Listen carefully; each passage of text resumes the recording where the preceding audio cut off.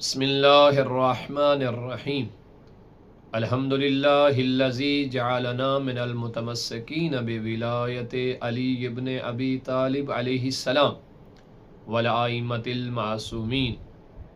سلسلہ گفتگو 500 احادیث فضائل امیر المومنین علی ابن ابی طالب علیہ السلام میں جاری ہے، اور آج ہم اپنے سامعین کی خدمت میں فضیلت امیر المومنین پر حدیث نمبر 25 بیان کریں گے، کہ جو حدیث بیان کر رہی ہے کہ جناب امیر المومنین حضرت علی علیہ السلام کا مقام و مرتبہ اس دنیا میں اللہ کے رسول نے کیا بیان فرمایا ہے، اور بعد از پیغمبر امیر المومنین کس شان و شوکت کے مالک ہیں۔ قال رسول اللہ صلی اللہ علیہ وآلہ وسلم خیر من یمشی علی وجہ الارض بعدی علی ابن ابی طالب علیہ السلام۔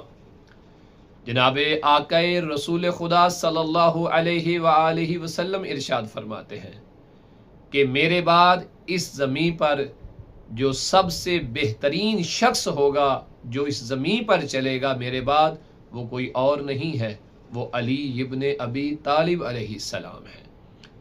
یعنی آقا دو جہاں ارشاد فرما رہے ہیں کہ میرے بعد اس زمین پہ چلنے والا اگر کوئی افضل ترین بہترین انسان ہے، بہترین فرد ہے میرے بعد، تو وہ کون ہے؟ علی ابن ابی طالب علیہ السلام ہے۔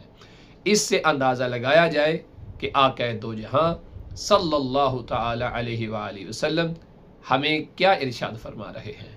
وہ اپنی امت کو، اپنے اصحاب کو اور قیامت تک آنے والی نسلوں کو یہ پیغام دے کر جا رہے ہیں کہ اس زمین پہ چلنے والوں میں سب سے اشرف میں ہوں، سب سے بہترین فرد میں ہوں، اور میرے بعد اس زمین پہ چلنے والا جو بہترین فرد ہے وہ کوئی اور نہیں ہے بلکہ وہ علی ابن ابی طالب علیہ السلام ہے۔ یہ حدیث واضح بیان کر رہی ہے کہ رسول خدا کے بعد افضل ترین فرد اللہ کی اس بھری کائنات میں اگر کوئی ہے تو وہ حضرت علی ابن ابی طالب علیہ السلام ہے۔ حضرت علی علیہ السلام کے علاوہ اس کائنات میں، اس دنیا میں، اللہ کی بھری کائنات میں کوئی اور افضل نہیں ہے بعد از پیغمبر سوائے حضرت علی ابن ابی طالب علیہ السلام کی۔ وصلی اللہ علی محمد وآل محمد۔